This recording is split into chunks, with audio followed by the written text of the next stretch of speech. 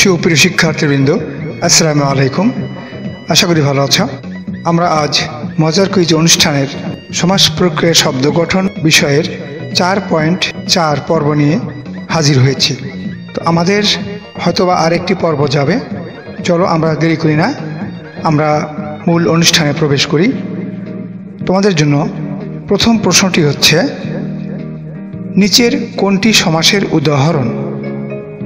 ক শীতকাল, খ একসাথে, গ প্রতিদিন, ঘ সবার আগে। তোমাদের সময় শুরু।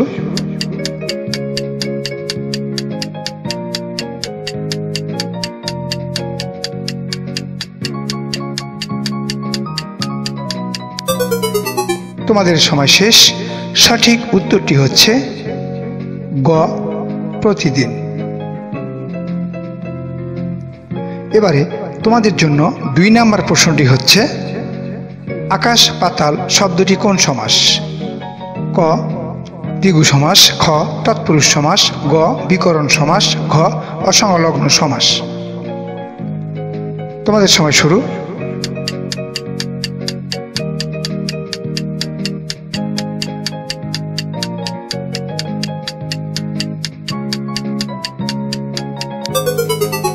সময় শেষ।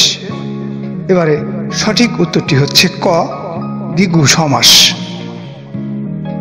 এবারে 3 নম্বর প্রশ্নটি হচ্ছে, ভোটাধিকার শব্দটি কোন সমাস দ্বারা গঠিত? অপশনগুলো হচ্ছে ক দ্বিগু, খ দ্বন্দ্ব, গ তৎপুরুষ, ঘ বহুব্রীহি সমাস। তোমাদের সময় শুরু।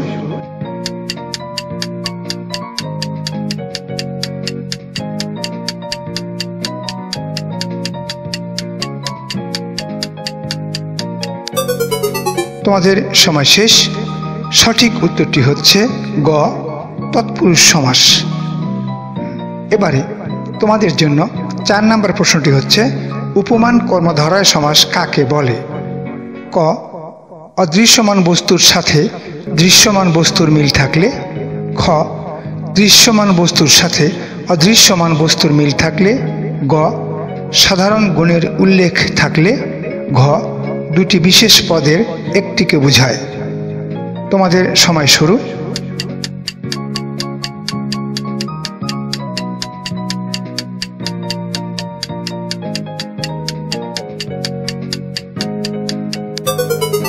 সময় শেষ। এসো আমরা সঠিক উত্তরটি দেখে নিই। সঠিক উত্তরটি হচ্ছে খ নাম্বার, দৃশ্যমান বস্তুর সাথে অদৃশ্যমান বস্তুর মিল থাকলে।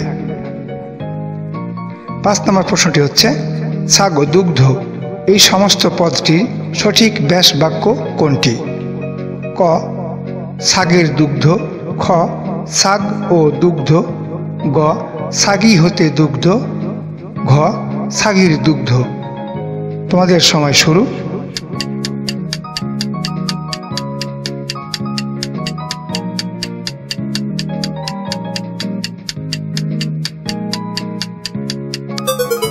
সময় শেষ। সঠিক উত্তরটি হচ্ছে ঘ ছাগির দুগ্ধ। এবারে তোমাদের জন্য 6 নম্বর প্রশ্নটি হচ্ছে, মহানবী শব্দটি কোন সমাস? ক তৎপুরুষ সমাস, খ অব্যয়ীভাব সমাস, গ বহুব্রীহি সমাস, ঘ কর্মধারয় সমাস। তোমাদের সময় শুরু হচ্ছে।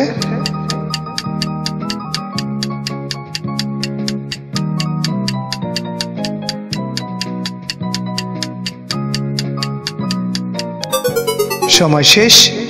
সঠিক উত্তরটি হচ্ছে ঘ কর্মধারয় সমাস। 7 নম্বর প্রশ্নটি হচ্ছে, জমা খরচ এর সঠিক ব্যাস বাক্য কোনটি? ক জমার খরচ, খ জমা ও খরচ, গ জমাকে খরচ, ঘ জমা হতে খরচ। তোমাদের সময় শুরু হচ্ছে।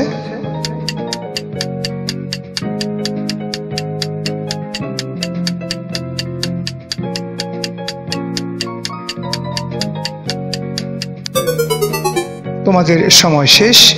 এবারে সঠিক উত্তরটি জেনে নেবার পালা। সঠিক উত্তরটি হচ্ছে খ জমা ও খরচ।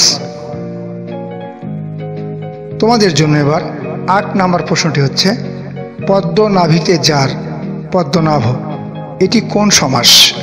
ক কর্মধারয়, খ তৎপুরুষ, গ দ্বিগু, ঘ বহুব্রীহি। তোমাদের সময় শুরু।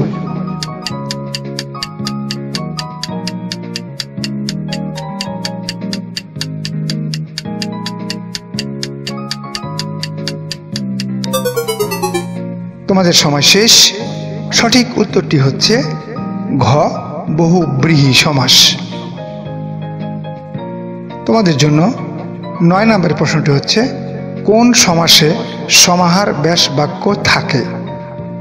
ক দ্বন্দ্ব সমাস, খ প্রাদি সমাস, গ দ্বিগু সমাস, ঘ নিত্য সমাস। তোমাদের সময় শুরু হচ্ছে।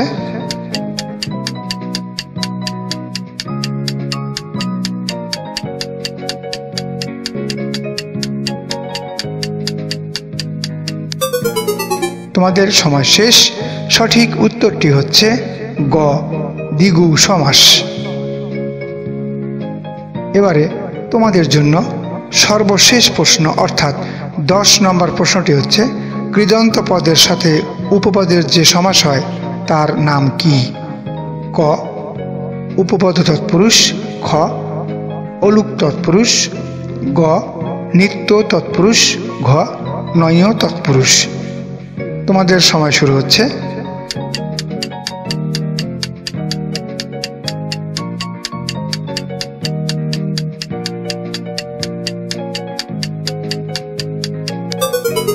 তোমাদের সময় শেষ। সঠিক উত্তরটি হচ্ছে ক উপপদ তৎপুরুষ। ধন্যবাদ এতক্ষণ সাথে থাকার জন্য।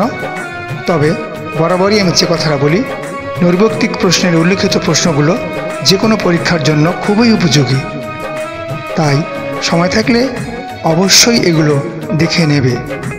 এছাড়াও তুমি কয়টি প্রশ্নের সঠিক উত্তর দিতে পেরেছ তা কমেন্টসের মাধ্যমে জানিয়ে দিতে পারো। বারবার বলছি, এটা কিন্তু চলমান থাকবে। ধন্যবাদ।